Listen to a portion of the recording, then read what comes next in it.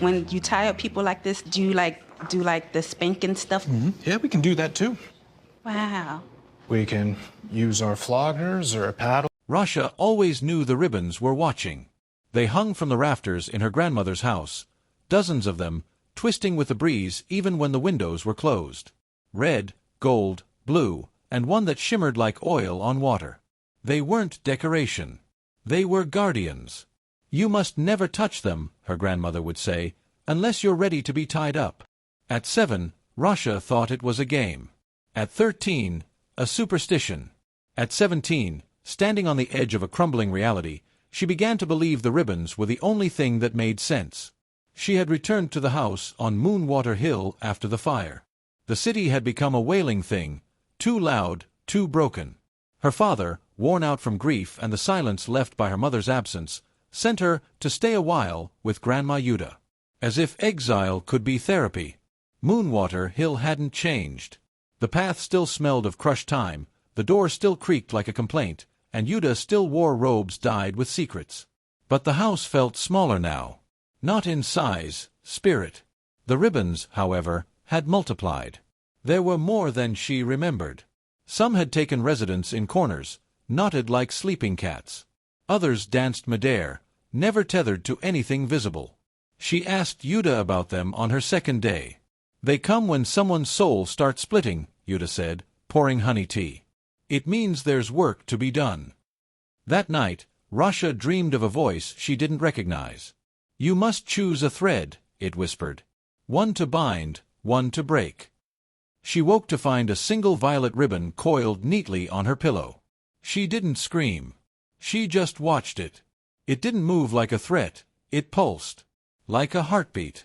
Rhasha hadn't always been afraid of being tied down.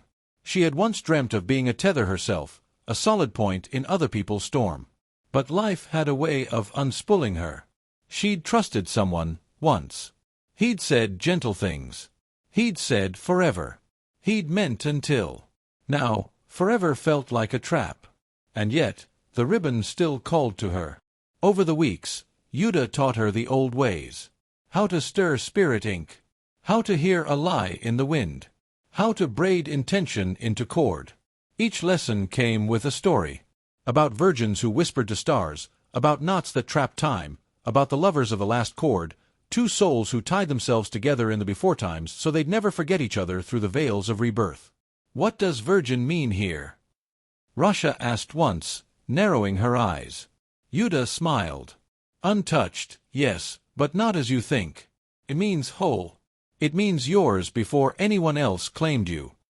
Rhasha let that settle inside her, deeper than she expected.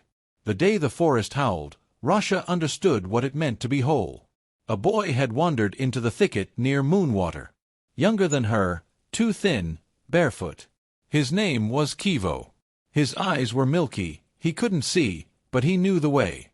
Something's waking up, he told her, as if he'd been sent just to say it. That night, every ribbon in the house lifted. They hovered like lanterns, surrounding Rhasha. Yuda stood in the doorway, arms crossed. You're being chosen, she said. For what? To do what only the broken can. Rhasha followed the ribbons. Out of the house. Into the dark. They wrapped gently around her wrists, elbows, even her heart. Not tight, but true. She could have pulled away. But something in her was tired of running. In the glade beyond the wild elder tree, she found a well that hadn't been there before. It pulsed. The ribbons unwound from her, one by one, and dipped into the water. When she looked down, her reflection was wrong. Not ugly. Not strange. Just whole. All the missing parts were there, every version of her that had run, hidden, hurt, healed. She saw herself at 5, holding a broken bird. At 15, throwing paint on a wall in rage. At 17, whispering no when she should have screamed it. The reflection reached for her. Not to drag her down, but to offer a hand. And the ribbons tied them together. She woke on the glade floor, morning light like silk on her skin. Yuda was waiting with Kivo. He was smiling. Not at her, but around her, as if he could see something she couldn't. You've been tied up, Yuda said. Rhasha nodded. I let it happen. and in that she was free. Years later, when Rhasha returned to the city, she carried a ribbon braided into her braid. She became a quiet legend in the backstreets, the one who could mend spirits with threads of air. She tied knots for those whose pieces were scattered, knots that didn't trap but reminded. Sometimes, she met someone ready to be whole again, and she'd offer them a ribbon and say, "Pick a thread. One to bind, one to break." And the dance would begin again.